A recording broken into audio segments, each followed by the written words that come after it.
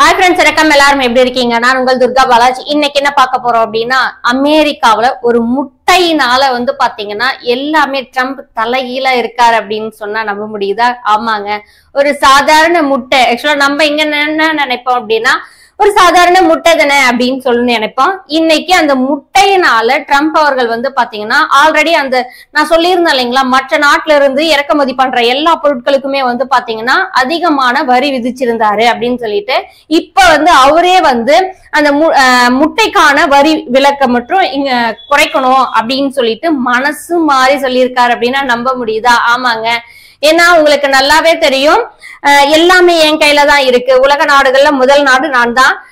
அந்த முதல் நாடு நான் சொல்றதுதான் எல்லாமே நீங்க கேட்டாகணும் அப்படின்னு சொல்லிட்டு எல்லாமே மனசுக்குள்ள நினைச்சிட்டு இருக்க டொனால்ட் ட்ரம்ப் அவர்கள் பாத்தீங்கன்னா இன்னைக்கு கதி கலங்கி போயிருக்காரு அப்படின்னா நம்ப முடியுதா? ஆமாங்க, இந்த பத்தி தான் நம்ம இந்த வீடியோல முழுசா பார்க்க போறோம். நம்ம வீடியோவை இதுதான் ஃபர்ஸ்ட் டைம் பாக்குறீங்க அப்படின்னா லைக் பண்ணி, ஷேர் பண்ணி, சப்ஸ்கிரைப் பண்ணி சப்போர்ட் பண்ணுங்க. பெல் ஐக்கான கிளிக் பண்ணிக்கோங்க. அப்பதான் நம்ம இது போல போடுற வீடியோக்கள் உங்களை சேர்ந்தடையும்.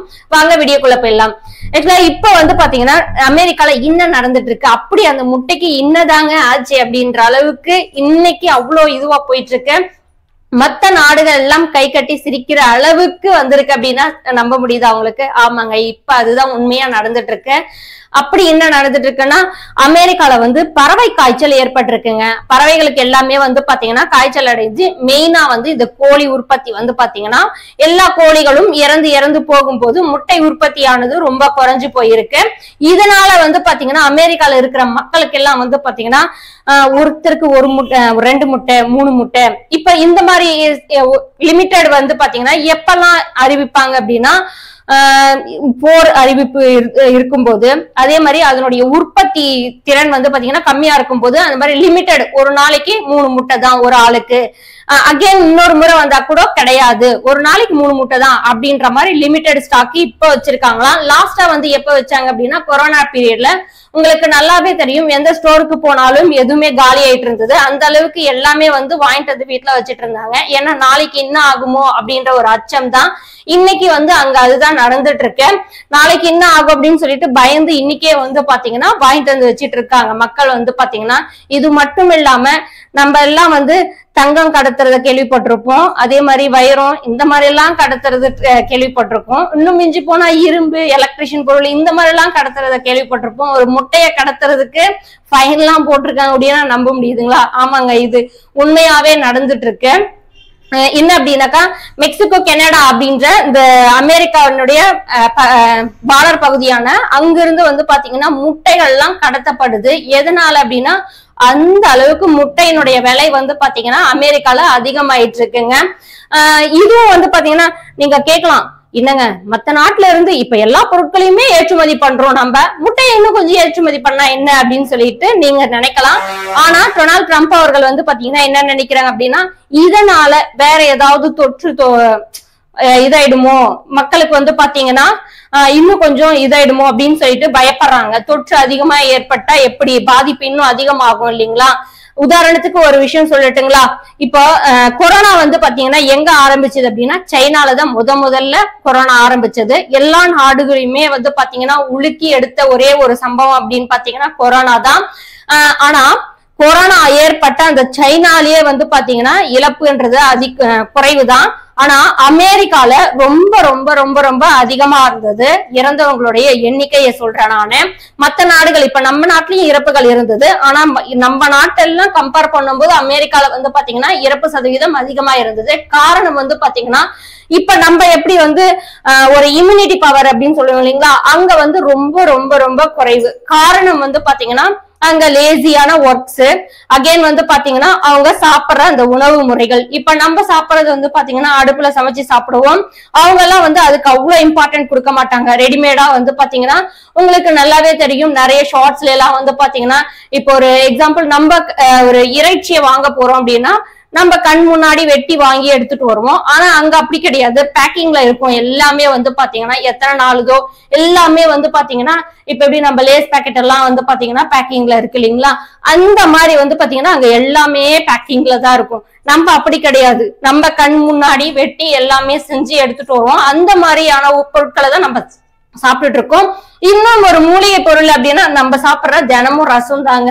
மிளகு, சீரகம், புளி எல்லாமே வந்து பாத்தீங்கன்னா, பூண்டு, இது எல்லாமே வந்து ஒரு என்ன சொல்றது, ஒரு மூலிகைக்கு ஈக்குவலான ஒரு விஷயத்த நம்ம டெய்லி சாப்பிட்டுட்டு இருக்கோம். இது மட்டும் இல்லாம நம்ம உடம்புல வந்து பாத்தீங்கன்னா நிறைய நோய்கள் வந்து போனாலும் அந்த வெள்ளை அணுக்கள் எதிர்த்து போராடுற அளவுக்கு வந்து பாத்தீங்கன்னா நம்ம உடம்புக்குள்ள நிறைய இது இருக்கு. ஆனா அங்க இருக்கிறவங்களுக்கு வந்து பாத்தீங்கன்னா அந்த மாதிரி இல்ல. அதனால ரொம்ப பயப்படுறாங்க. இதனால மக்களுக்கு ஏதாவது தொற்று ஏற்பட்டுச்சுன்னா என்ன பண்றது அப்படின்னு சொல்லிட்டு பயந்து இதுன்றதுனாலதான் சரி இறக்குமதி அங்க இருந்து மற்ற நாடுகள்ல இருந்து ஏற்றுமதி பண்றதுக்கு தள்ளி வச்சிருக்காங்க. அதனால நம்ம நாட்டுல இருக்கிறதே வந்து பாத்தீங்கன்னா கொஞ்சம் கொஞ்சமா பண்ணிக்கலாம் அப்படின்ற மாதிரியும் எடுத்திருக்காரு.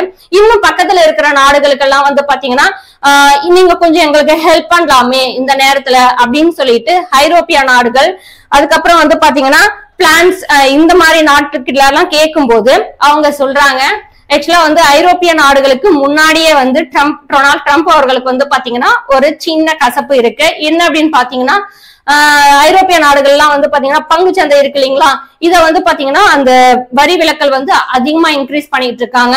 ஏன்பா இப்படி பண்ணா நாங்க எப்படிப்பா பொழைக்க முடியும், கொஞ்சம் கம்மி பண்ணலாமே அப்படின்னு சொல்லிட்டு கேட்கும் போது ட்ரம்ப் அவர்கள் கிட்ட, இல்லப்பா நீங்க பண்ணா பண்ணுங்க, இல்லைன்னா உங்களை விட்டா நிறைய நாடுகள் வந்து இங்க இருக்கு பண்றதுக்கு அப்படின்னு சொல்லிட்டு ரொம்ப ஈஸியா சொல்லிட்டு போயிட்டாங்களாம். அதனால இப்ப வந்து பாத்தீங்கன்னா ஐரோப்பிய அவங்க எல்லாம் கேட்கும் போது இந்த மாதிரி முட்டை எங்களுக்கும் கொஞ்சம் கொடுங்க அப்படின்னு கேட்கும் போது அவங்க சொல்றாங்களாம், இல்லங்க ஃபர்ஸ்ட் எங்க நாட்டுல இருக்கிறவங்களுக்கு கொடுத்தாதானே உங்களுக்கு வந்து எங்க நாட்டுல வந்து அதிகமா இருந்தாதானே உங்க நாட்டுக்கு நான் கொடுக்க முடியும். இப்ப எக்ஸாம்பிள் வந்து ஒரு குடும்பத்துல இப்ப நம்ம சாப்பிடுறோம்னு வைங்களேன், நம்மளுக்கு மிஞ்சி தானே தானமும் தர்மமும் அப்படின்னு சொல்லுவோம். அதேதாங்க அங்கேயும் சொல்லிட்டு இருக்காங்க. இன்னொரு நாடு வந்து பாத்தீங்கன்னா பின்லாந்து, அந்த நாட்டை கேட்கும் போது வந்து பாத்தீங்கன்னா முட்டை கொடுத்தா மட்டும் சரியா போயிடுமா என்ன அப்படின்ற மாதிரி கொஞ்சம் தெனாவட்டா பேசினாங்களாம். இதெல்லாம் கேட்டு கடுப்பான ட்ரம்ப் அவர்கள் வந்து பாத்தீங்கன்னா பயங்கர கான்ல இருக்காங்க. ஏன் அப்படின்னு பாத்தீங்கன்னா, சரி மத்த நாடுகள் ஒரு சில நாடுகள் எல்லாம் வந்து சரிப்பா நீங்க என்ன பண்ணாலும் பரவாயில்ல, சரி இந்த நேரத்துல எல்லாம் இப்ப ஒரு சொல்லுவாங்க இல்லைங்களா, எக்ஸாம்பிள் வந்து பாத்தீங்கன்னா ஆக்சுவலா வந்து நல்லதுல ஒன்னா சேரலைனாலும் கஷ்டப்படும் போது ஒன்னா சேரணும், கொடுத்து உதவணும் அப்படின்வாங்க இல்லைங்களா, அந்த மாதிரி வந்து ஒரு சில நாடுகள் வந்து துருக்கி, இந்தோனேஷியா இந்த நாடுகள்ல இருந்து நாங்க குடுக்குறோம் அப்படின்னு சொல்லிட்டு முன் வந்திருக்காங்களாம். ஏன் அப்படி சொல்றேன்னா அந்த அளவுக்கு ரொம்ப கட்டுப்பாடா இருக்கான். ஒரு டசன் முட்டையோட விலை நீங்க கேள்விப்பட்டீங்கன்னு வைங்களா பயங்கர ஷாக் ஆயிடுவீங்க. அங்க இந்திய ரூபாய் படி வந்து பாத்தீங்கன்னா 866 ரூபாய்ங்களாம் ஒரு டசனுடைய விலை. ஒரு முட்டையினுடைய விலை வந்து பாத்தீங்கன்னா 72 ரூபாய். அதே கனடால எல்லாம் பாத்தீங்க அப்படின்னா, கனடா, இந்த மெக்சிகோ இந்த நாட்டுல எல்லாம் பாத்தீங்க அப்படின்னாக்கா ஒரு டசன் முட்டையினுடைய விலை 72 ரூபாய். நான் சொன்னேன் இல்லைங்களா, அங்கிருந்து வந்து பாத்தீங்கன்னா கடத்தல் பண்ணிட்டு இருக்காங்க முட்டை. அதுவும் வந்து பாத்தீங்கன்னா இதுக்காக நிறைய ஆட்களை அங்க வச்சிருக்காங்களாங்க பார்டர்ல. யாராவது முட்டை கடத்தல் செஞ்சாங்க அப்படின்னாவே 25,000 ரூபாய் ஃபைன் போட்டிருக்காங்களாங்க. இந்திய ரூபாய் படி வந்து பாத்தீங்க அப்படின்னா அங்க 73 ரூபாய் மட்டும்தாங்க ஒரு டசன் முட்டையினுடைய விலை. ஒரு முட்டையினுடைய விலை பாத்தீங்கன்னா 14 ரூபாய். நம்ம இந்தியால உங்களுக்கு நல்லாவே தெரியும் 5 ரூபாய் தான் வித்துட்டு இருக்காங்க முட்டையினுடைய விலை. நம்ம இதுவே அதிகம் தான் நினைச்சிட்டு இருக்கோம். ஏன்னா நம்ம காலத்துல எல்லாம் வந்து 2 ரூபாய் 3 ரூபாய் இப்படிதான் வித்துட்டு இருந்தாங்க. இப்ப இதுவே வந்து 5 ரூபாய் 6 ரூபாய், ஒரு சில நேரத்துல ஏற்றம் இறக்கம் அப்படின்றது இருக்கு. இப்பயும் அமெரிக்கால அப்படிதான் இருக்குங்களாங்க. நான் சொல்றேன் அந்த 72 ரூபாய் அப்படின்றது இப்ப வித்துட்டு இருக்கனுடைய விலை, அது ஏறவும் செய்யும் இறங்கவும் செய்யும் அப்படின்ற அளவுக்கு தான் போயிட்டு இருக்கு. ஒரு முட்டையினால டொனால்ட் ட்ரம்ப் அவர்கள் வந்து பாத்தீங்கன்னா அவருடைய எல்லா இதையுமே சேஞ்ச் பண்ணியிருக்காரு அப்படின்றது ஒரு சாதாரண விஷயம் கிடையாது. இன்னொரு விஷயம், அமெரிக்கா மக்களுக்கு அவர் பதவி ஏற்ற உடனே சொன்ன ஒரே விஷயம், லாஸ்ட் டைம் வித்த முட்டை விலையை விட இப்ப நான் கண்டிப்பா குறைச்சு காட்டுறேன் அப்படின்னு சொல்லிட்டு சவால் விட்டாராம். அவரே வந்து பாத்தீங்கன்னா அவர் தலையில மண்ணை தூக்கி கொட்டின மாதிரிதான் இருக்கு. ஏன் அப்படின்னா மத்த நாடுகள் எல்லாமே வந்து பயங்கர இதுல இருக்காங்க.